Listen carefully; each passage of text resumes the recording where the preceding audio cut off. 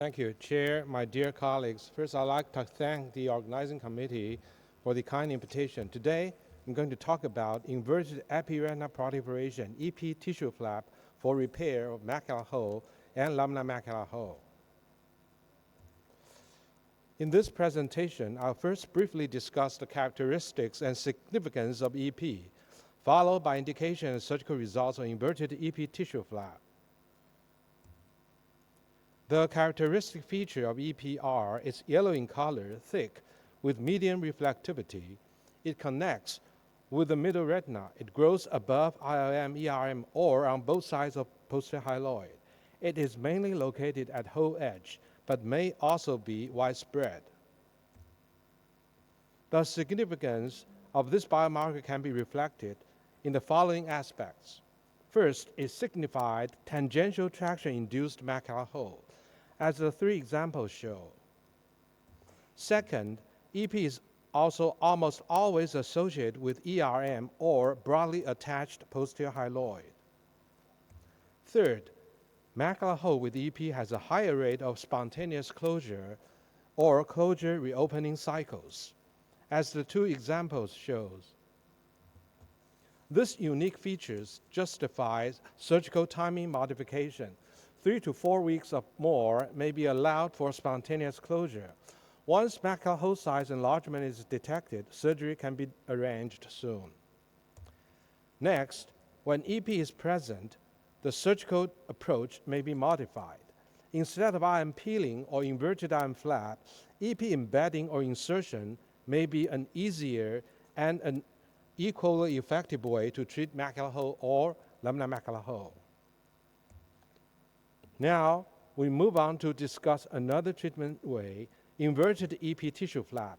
In this study, two additional significant features of EP were found, which I'll discuss later. We examined cases of lamina macular hole or full-thickness macular hole treated with EP flap. The surgical indication technique and results will be reported, as well as the advantage and limitation of the procedures. The surgical indication, in short, were those eyes suitable for EP embedding and with extensive EP. The disease categories included lamina macular hole, full-thickness macular hole with or without high myopia, persistent macular hole, and myopic traction maculopathy with lamina macular hole or full-thickness macular hole. We use two techniques for EP flap. Either the EP flap is created 360 degrees and visco-injected around the base of the flap to push, guide inverted flap to cover the hole. Or the EP flap is created in one quadrant or more and then inverted to cover the hole. The second technique is useful in those cases of myopic traction maculopathy with lamina macular hole, macular schisis, and extensive macular atrophy. In such cases, IM peeling is difficult and the central foveal location is indistinct. It should be noted that the EP flap may also contain IRM and or conventional ERM tissue. Post-operative best-corrected visual acuity significantly improved in both lamina macular hole and full-thickness macular hole groups. Post-op OCT showed all cases achieved desirable anatomical improvement. Tissue of medium reflectivity within the hole and thick membrane on top of the fovea with or without ERM fragments were noted. There was no evidence of glial proliferation despite frequent presence of conventional ERM mixed with the EP tissue. 2 macular hole cases developed lamina macular hole after surgery. As shown in this slide, lamina macular hole with mild schisis developed after successful macular hole surgery, indicating loose EP retinal adhesion and or incomplete traction release. This loose EP retina adhesion was another feature of significance of EP. The advantage of the technique is that it is less traumatic to the macular hole or lamina macular hole floor when compared with EP embedding. Once the EP tissue is identified, it is less technical demanding than pure IM flap, especially in high myopia, because the EP tissue is thicker and more tear resistant.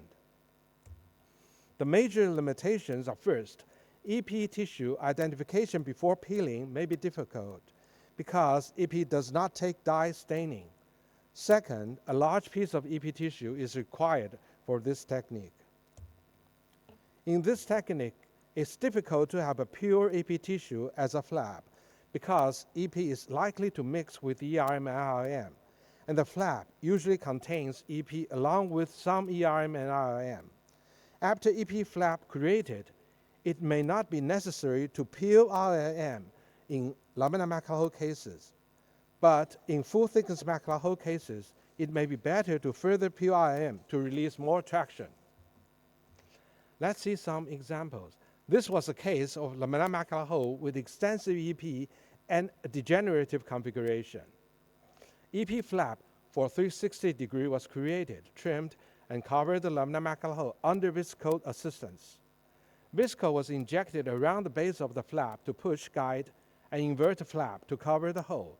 IRM was not peeled.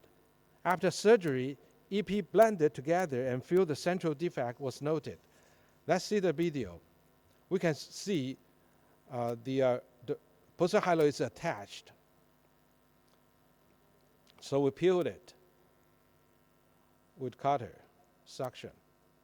After that, we stained the tissue with ICG. Then we can see the central area is not stained. Only the periphery is stained. Then we peel from the IM stained area, and then we encounter this yellowish, thick epiretinal proliferation tissue. It's very extensive and around the hole for 360. All the non-stained area contains this EP. It's yellow in color, so it's easy to identify.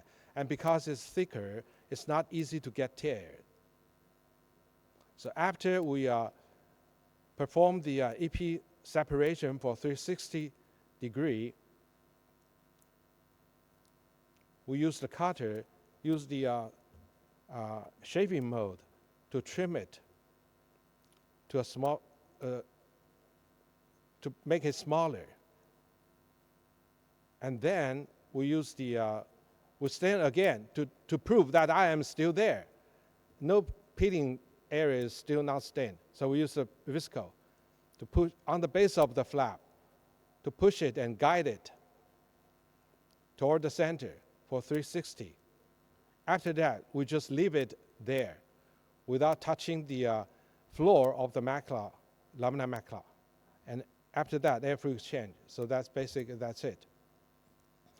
And this case, with macular hole extensive EP under 2 cycles of closure and reopening.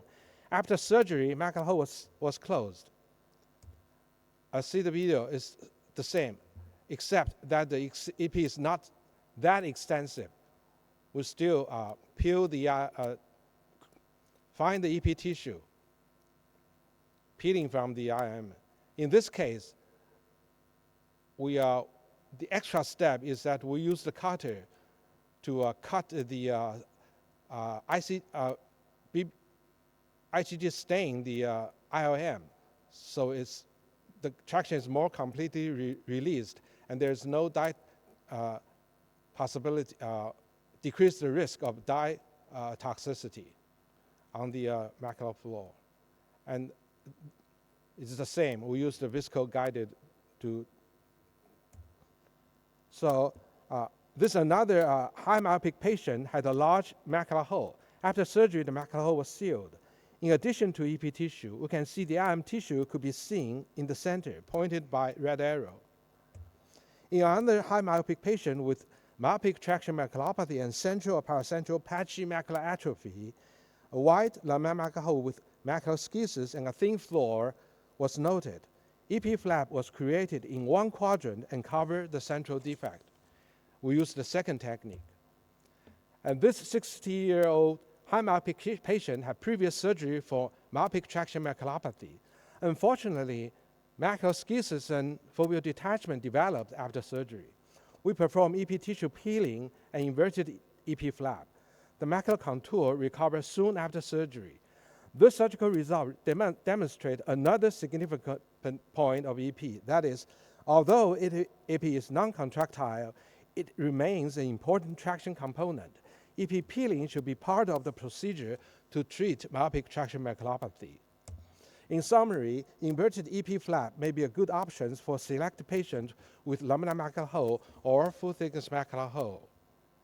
I'd like to thank my colleagues who helped me with this talk. Thank you for listening. Thank you, Dr. Yang, for your just one question for Yes. you. Yeah, that's the EP is good as a scaffold as well as ILM is also good for scaffold. But epiretinal membrane, if in case of macular hole, is best not stuffed inside the hole. So how exactly make sure that there is not much of ERM tissue and plain EP tissues there? Yes, that's during the right. scuff? That's right.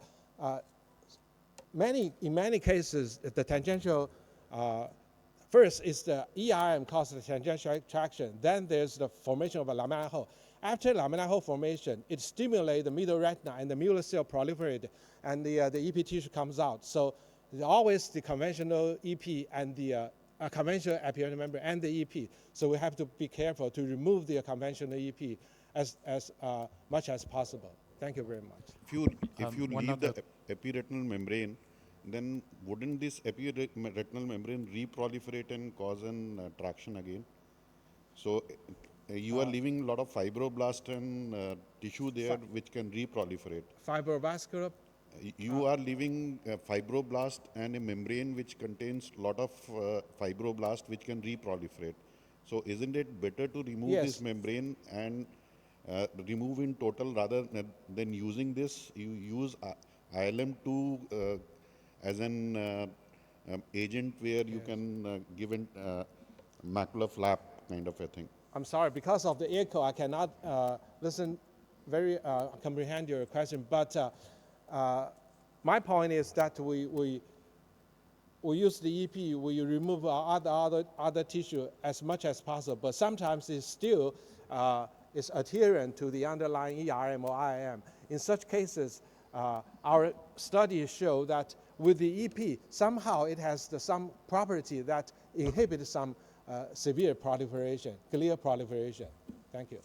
But one of the arguments for peeling the ILM is that you're removing the scaffold for preventing ERMs from reforming. Yes, so that's if you one. leave the ILM, are you expecting now higher recurrence rates of ERM in your post-op patients? Yes, that's right. In laminar macular hole, if we remove the ERM, laminar hole, I always double stain with the ICG or BBG to see if there's a homogeneous pattern. Then I know there's ERM left, so I just leave it alone.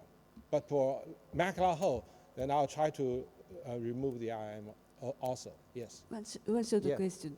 If you stuff the EP with IRM, so how about the ICG toxicity or something to the RP? So I always try to remove all the stain, the tissue, like the second video. Use the cutter, not cutter mode, but the shaving mode, so it will not pull the EP together. Thank you. Great. Thank you.